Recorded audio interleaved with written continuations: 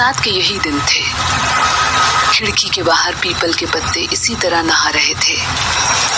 सागवान के उस स्प्रिंग वाले पलंग पर, जो अब खिड़की के पास से जरा उधर को सरका दिया गया था, एक घाटन लौंडिया रणधीर के साथ चिमटी हुई थी।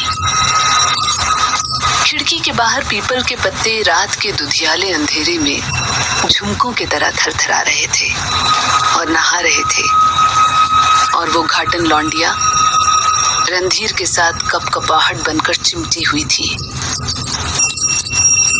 शाम के करीब दिन भर एक अंग्रेजी अखबार की तमाम खबरें और इश्तिहार पढ़ने के बाद जब वो बालकनी में जरा तफरीक की खातिर आ खड़ा हुआ था, तो उसने इस घाटन लड़की को, जो गालिबन साथ वाले रस्सियों के कारखाने में काम करती थी और बारिश से बचने के लिए इमली के दरख्त के नीचे खड़ी थी, खांस खंखार कर अपनी तरफ उसका ध्यान खींच ही लिया था और आखिर में हाथ के इशारे से उसे ऊपर बुला लिया था। वो कई दिनों से शदीद किस्म की तन्हाई महसूस कर रहा था। लड़ाई की वजह से बंबई की करीब करीब तमाम क्रिश्चियन छोकरियां, जो पहले सस्ते दामों पर मिल जाती थी, औरतों की ऑक्सिलरी फोर्स में भर्ती हो गई थी। उनमें से बाज ने फोर्ट के इलाके में डांसिंग स्कूल खोल लिए थे, जहां सिर्फ फौजी गोरों को जाने की इजाजत थी। रणधीर बहुत उदास हो गया था। उसकी उदासी की एक वजह तो ये थी कि क्रिश्चियन छोकरियां बहुत मुश्किल से मिला करती थीं। दूसरी वजह ये भी थी कि रणधीर, जो फौजी गोरों के मुकाबले में कहीं ज्यादा सभ्य, पढ़ा लिखा, सेहतमंद और खूबसूरत था, सिर्फ इसलिए उस पर फोर्ट के अक्सर कॉफी हाउसेस के दरवाजे बंद कर दिए गए थे कि उसकी चमड़ी सफेद नहीं थी। जंग से पहले रणधीर नागपाड़ा और ताज होटल के आसपास की कई क्रिश्चियन लड़कियों से जिस्मानी मुलाकात कर चुका था। उसे अच्छी तरह मालूम था कैसे अदब और लिहाज से मिलने में वो उन क्रिश्चियन लौंडों के मुकाबले में कहीं ज्यादा जानकारी रखता है, जिनसे ये लड़कियां फैशन के तौर पर रोमांस लड़ाती हैं और बाद में किसी बेवकूफ से शादी कर लेती हैं। रणधीर ने महज दिल ही दिल में हेजल से उसकी ताजा ताजा अकड़ का बदला लेने की खातिर उस घाटन लड़की को इशारे से ऊपर बुलाया था।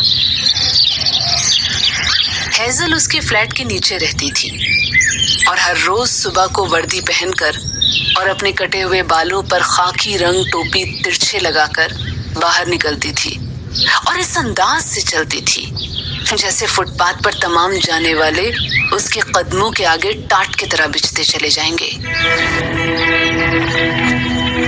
रणधीर ने सोचा था कि आखिर वो क्यों इन क्रिश्चियन छोकरियों की तरफ इतना झुका हुआ है।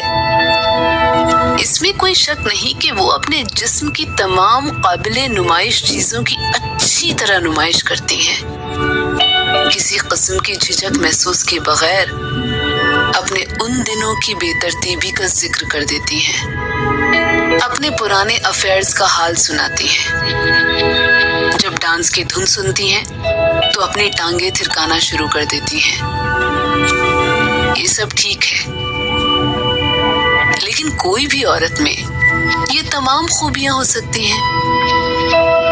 रणधीर ने जब घाटन लड़की को इशारे से ऊपर बुलाया था तो उसे हरगिज यकीन नहीं था कि वो उसको अपने साथ सुला सकेगा। लेकिन थोड़ी ही देर के बाद जब उसने उसके भीगे हुए कपड़े देखकर ये ख्याल किया कहीं ऐसा ना हो बेचारी को निमोनिया हो जाए, तो रणधीर ने उससे कहा था, ये कपड़े उतार दो, सर्दी लग जाएगी। वो उसका मतलब समझ गई थी, क्योंकि उसकी आंखों में शर्म के लाल डोरे तैर गए थे। मगर बाद में जब रणधीर ने उसे अपनी सफेद धोती निकाल कर दी तो उसने कुछ देर सोचकर अपने अंदर के कपड़े खोले, जिसका मैल भीगने की वजह से और ज्यादा उभर आया था। वो कपड़े खोलकर उसने एक तरफ रख दिया और जल्दी से सफेद धोती अपनी रानों पर डाल दी। फिर उसने अपनी फंसी फंसी चोली उतारने की कोशिश शुरू की कि जिसके दोनों किनारों को मिलाकर उसने एक गांठ दे रखी थी। देर तक वो अपने घिसे हुए नाखूनों की मदद से चोली की गिरह खोलने की कोशिश करती रही, जो बारिश के पानी से बहुत ज्यादा मजबूत हो गई थी। जब थक कर हार गई तो उसने मराठी जबान में रणधीर से कुछ कहा, जिसका मतलब था, मैं क्या करूं, नहीं खुलती। रणधीर उसके पास बैठ गया और गिरह खोलने लगा। थक हार कर उसने एक हाथ में चोली का एक सिरा पकड़ा, दूसरे हाथ में दूसरा, और जोर से खींचा। गिरह एकदम फिसली। रणधीर के हाथ जोर में इधर उधर हटे और दो धड़कती हुई छातियां सामने आ गईं। रणधीर ने एक लहजे के लिए ख्याल किया कि उसके अपने हाथों ने उस घाटन लड़की के सीने पर नरम नरम गुंधी हुई मिट्टी को होशियार कुम्हार की तरह दो प्यालों की शक्ल दे दी है।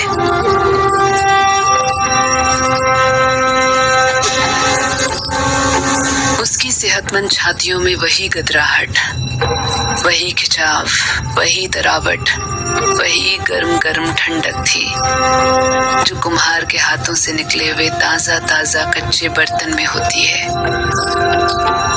मटमैले रंग की उन जवान छातियों में, जो बिल्कुल बेदाग थी, एक अजीब किस्म की चमक मिली हुई थी। स्याह और गेहुआ रंग के नीचे धुंधली रोशनी की एक तह सी थी, जिसने ये अजीबो गरीब चमक पैदा कर दी थी, जो चमक होने के बावजूद चमक नहीं थी। उसके सीने पर छातियों के ये उभार दिए मालूम होते थे, जो तालाब के गदले पानी के अंदर जल रहे हों। बरसात के यही दिन थे। खिड़की के बाहर पीपल के पत्ते कपकपा रहे थे। उस घाटन लड़की के दोनों कपड़े, जो पानी से सराबोर हो चुके थे, एक गंदी ढेरी की शक्ल में फर्श पर पड़े थे, और वो रणधीर के साथ चिमटी हुई थी। उसके नंगे और मैले बदन की गर्मी रणधीर के जिस्म में वो कैफियत पैदा कर रही थी, जो सख्त सर्दियों में नाइयों के गलीज मगर गर्म हम्माम में नहाते वक्त महसूस हुआ करती है। सारी रात वो रणधीर के साथ चिमटी रही। दोनों गोया एक दूसरे में खोए हुए थे। उन्होंने बहुत मुश्किल से एक दो बातें कही होंगी, क्योंकि जो कुछ उन्हें कहना सुनना था सांसों, होठों और हाथों से तय होता रहा। रणधीर के हाथ सारी रात उसकी छातियों पर हवाई छुअन की तरह फिरते रहे। छोटी छोटी छातियां और वो मोटे मोटे पोर्स, जो उनके इर्द गिर्द एक काले दायरे की शक्ल में फैले हुए थे, उस हवाई लम्स, उस हवाई छुअन से जाग उठते और उस घाटन लड़की के सारे जिस्म में उसका करंट दौड़ जाता कि रणधीर खुद भी एक लहजे के लिए कपकपा उठता। ऐसी कपकपाहट रणधीर सैकड़ों मर्तबा महसूस कर चुका था। वो उसकी लज्जत से अच्छी तरह वाकिफ था। कई लड़कियों के नर्म और सख्त सीनों के साथ अपना सीना मिलाकर वो ऐसी रातें गुजार चुका था। वो ऐसी लड़कियों के साथ भी रह चुका था जो बिल्कुल अल्हड़ थी और उसके साथ लिपटकर घर की वो तमाम बातें सुना दिया करती थी जो किसी गैर को नहीं सुनानी चाहिए। वो ऐसी लड़कियों से भी जिस्मानी रिश्ता कायम कर चुका था जो सारी मेहनत खुद करती थी और उसे कोई तकलीफ नहीं देती थी। मगर ये घाटन लड़की, जो इमली के दरख्त के नीचे भीगी हुई खड़ी थी और जिसको उसने इशारे से ऊपर बुला लिया था, बहुत ही अलग थी। सारी रात रणधीर को उसके बदन से अजीब और गरीब किस्म की बू आती रही थी। उस बू को जो एक ही वक्त में खुशबू और बदबू थी, वो सारी रात पीता रहा था। उसकी बगलों से, उसकी छातियों से, उसके बालों से, उसके पेट से, हर जगह से ये बू, जो बदबू भी थी और खुशबू भी, रणधीर के हर सांस में मौजूद थी। सारी रात वो सोचता रहा था कि ये घाटन लड़की बिल्कुल करीब होने पर भी हरगिज इतनी ज्यादा करीब न होती अगर उसके नंगे बदन से ये बू न उड़ती। ये बू जो उसके दिलो दिमाग की हर सलवट में रेंग गई थी, उसके सारे पुराने और नए ख्यालों में रच गई थी।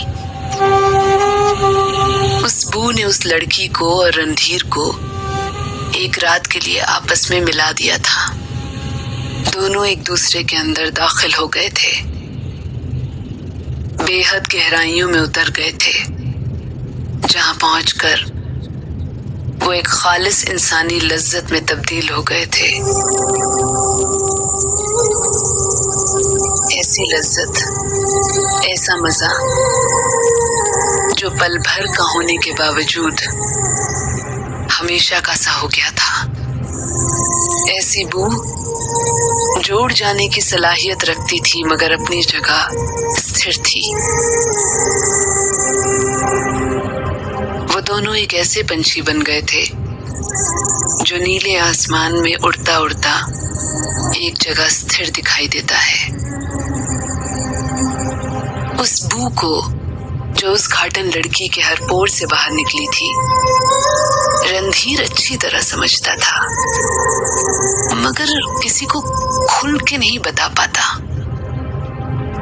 जिस तरह बाज औकात मिट्टी पर पानी छिड़कने से सौंधी सौंधी बाज पैदा होती है, लेकिन नहीं, वो बू कुछ और ही किस्म की थी। इसमें लैवेंडर और इत्र का बनावटीपन नहीं था, वो बिल्कुल असली थी, औरत और मर्द के आपसी ताल्लुकात की तरह असली और बिल्कुल शुरुआती, जिस तरह दुनिया का आगाज हुआ हो। रणधीर को पसीने की बू से सख्त नफरत थी। वो नहाने के बाद आमतौर पर अपनी बगलों में